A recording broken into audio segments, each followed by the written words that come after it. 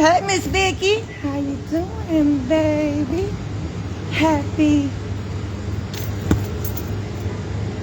What's the day?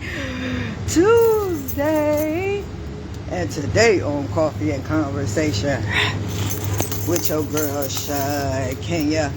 When you get a minute, go to that YouTube channel, Shakenya, and hit subscribe. Look at some of the videos, and if you see something you like, just hit share. And you see they got these stars hooked up to my account too, so go on, send me a couple dollars. Give me some coffee, pay for the show for today. Yeah, give me a little encouragement. So y'all, today, damn, I gotta get back over there to the book. How you feeling? How you doing? You all right? Yeah, y'all seen I was at the gym last night? I got it in. They was shutting the place down. I ain't never closed down a gym before. Oh my Lord. Woke up feeling it, but I feel good. I feel good. I'm not even gonna hold you up. I like what I see when I look in the mirror.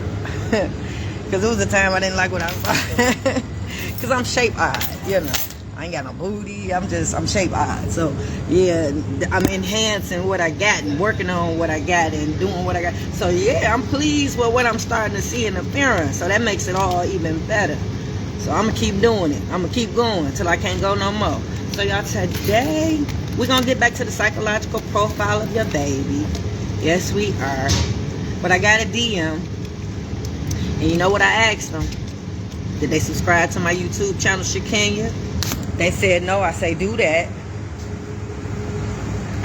Somebody in there. Y'all look at my friend. How are you? How are you? Say good morning to my people. Good morning, people. Good morning, people. How you doing, baby? You getting your morning started? Yeah. We on the same time frame. We must go together. We go together, y'all. This moment. You ain't coffee, you get in trouble. So, guys, yes, I got the DM, and she seen the video where I said you should have allies on the other side of the family.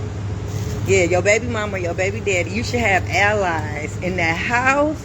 And you should have allies with his family. Like, y'all should be cool. Like, if you was going to his sister to get your hair did, you still should be going to his sister to get your hair did. I know. If you use his uncle to cut your grass, you should still use his uncle to cut your grass. Like, his uncle, cousin, whoever he was, he used to work with me at the cleaning company. When we had the two schools and the Birmingham Municipal Center, his cousin, my ex, who I'm talking about, who I'm going through all this bullshit with, yeah, his cousin, Fix It Jesus, a Christian show. His cousin was working with me. And I used to go to his cousin to get my car fixed still. Like, I don't think none of that should change. Yeah, if you cool with those people, you had a good relationship, I don't think y'all should lose friends. Like, if you friends with his friends that you met, who just popped in there? Hey, Janae, how you doing, boo? Yeah, if you hindered a relationship or a friendship with some of his people, you should still have a good relationship with some of his people. Yeah. Oh, my Lord. Yes, by all means. Why beef? Why beef? Why stop the business from going? Why stop you from getting money? Why beef? Right? It ain't no need for it. Ain't no reason for it, right? So, yeah, you should have allies with that family. Y'all should be kind of cool. Everybody that your child has contact with. They ain't got no real sugar, y'all. I got... Yep. Anybody that your child has, and I know that sounds crazy because you're like, that's so many people, but it's not really. Like, I can tell you the only people that I had my kids around was my family. I have a couple friends that they know of, but I never really had them around everybody. Because it's very important who you have around your kids, the influences that you have around your kids, all that plays a part in the parenting and you raising your kids, how you want to raise. So yeah, everybody that I come in contact with don't necessarily have to be around my babies or have a relationship with my babies, but they know of each other. If they're a part of my life, they know of each other. So yeah, you should know who they be around. Like, when I would take her out to different places and we would go places, I would shoot him a text because I knew he wasn't going to answer the phone, but I would shoot him a text. Like, when I took her with me to the vendor fairs after school, because I tried to go during school hours, but if they had a vendor fair after school to promote the youth program, she would go with me and set up the tables and stuff after school. If she didn't have practice, she would come to me. So I shot him a text so he'll know what type of environment she's going to be around. I let him know she was going to the jail tours because we actually went to Huron Valley. with the girls part of the jail tour, we go to Huron Valley. So I can't wait till they start their program back up. You know, because of COVID, they stopped it. But we drive the girls out there. Then after that, we go have dinner and we talk about the experience. But my daughters were present because they were mentors in the program. So he knew that I took her to the prison for the program because he's a father. He should be aware.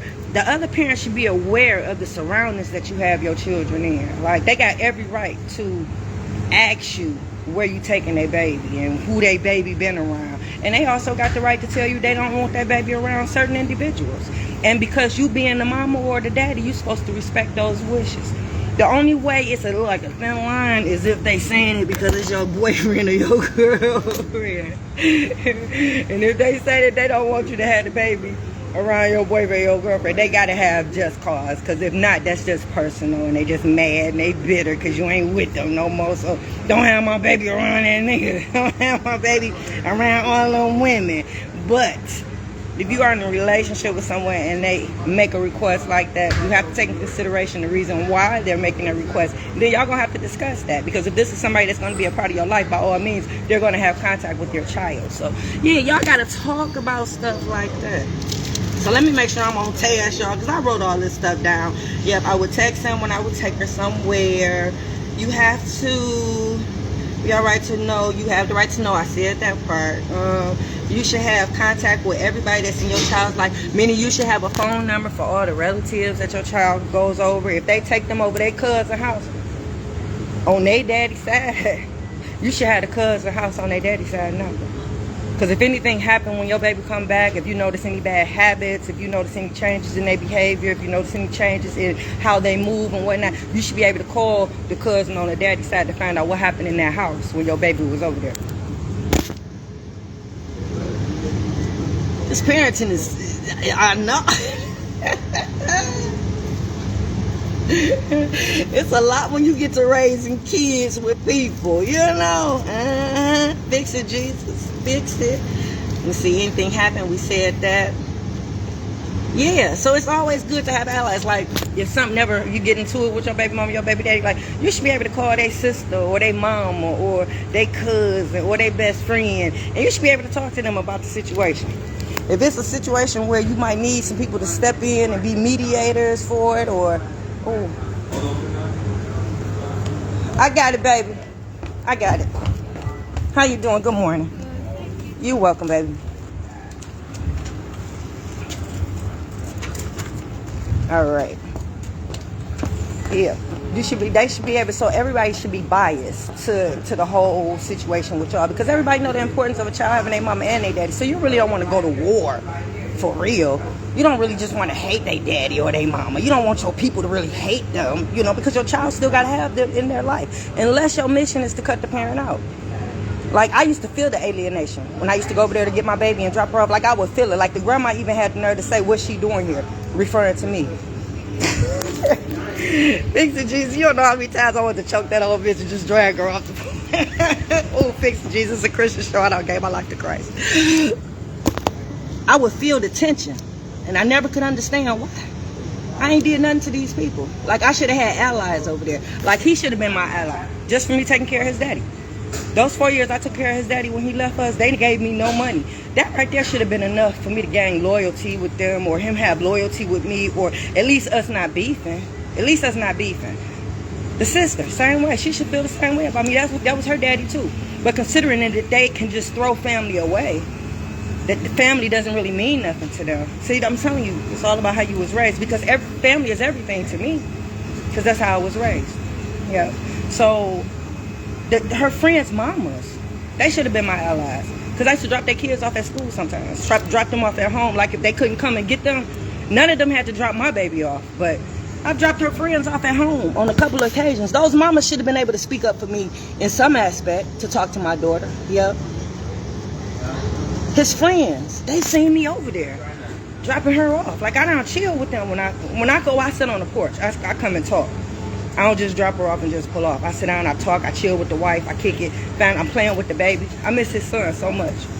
Yeah, I'm playing with the baby. I go across the street, check on the great aunt. I wave at the grandma if she outside, because she have her way when she see me coming, she just go in the house. So, you know, it's just the way I was raised. That's how I act. He never came in my house. But it's crazy, y'all, because over the weekend, my other daughters, because I got a couple baby daddies, my other daughter, daddy's mama, came to the house to get her or see her or whatever. And I'm outside in the yard, so I got my yard clothes on, right?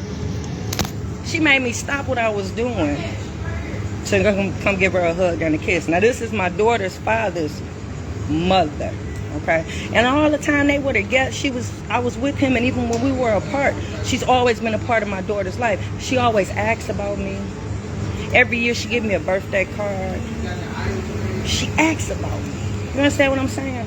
Whenever my daughter's over there with her, she in the background talking. If she talking to me, she got to get on the phone, put her face all in she got to let me know that she there and she's speaking to me and let me, the love, you know what I'm saying? So I'm going to be honest, the other day when we talked and I asked y'all if y'all had any regrets, my only regret is allowing my baby to go over there with them people unsupervised. That's the only regret I have. I don't have a regret about nothing else that I've done in parenting. Whooping Jay, because I used to whoop the hell out of Jay ass. I regret doing that. I wish I would have found other ways of disciplining him at an early, at that age. I hate that I had to whoop him like I did, but he was so bad. He did so many things that I didn't understand. That's the reason for the youth program. He's the reason and the inspiration for attitude adjustment, because I felt like if he was doing what he was doing, it was other children that was doing the same thing. And I didn't want no other parent to go through what I was going through, because there are no prevention programs here in the city for our kids. Not a lot. I'm not going to say none, but there are not a lot. Not tailored to the type of children that I come across.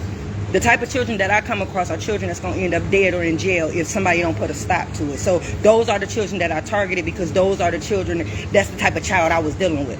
That's the type of child I was dealing with. So yeah, I hate that. That's the only regret as far as parenting. But all my other decisions that I've made as a parent, I have no regrets for none of them. Because each decision that I've made was calculated. Each decision that I made was planned. As much as it could be. You understand? Because stuff happens. And it's like, oh, you got to build a plane while it's in the air when you got kids. But for the most part, everything was strategically planned and written down. All the way to incorporating the children into my cleaning company. All the way to making them know the importance of us having this family business and generational wealth. All that was planned, right? So, and it's crazy because he knew my plan, my ex. Yeah, that's why you be wondering why the kids can get up under your skin. Because they know you. Fix it, Jesus. That's why you don't want to beef with your baby daddy or your baby mom, because they know you. They know what make you tick. They know what make you go click, click, boom. Like, you don't want to be beefing with them. So if you can help it, and if y'all can have a good relationship, have one by all means. So y'all, I think that was it for Coffee and Conversation with your girl Shakenya. I covered everything. I'm out. Who was in? Hey, April. Hey, Antonio. What up, James? Okay, y'all. Mwah.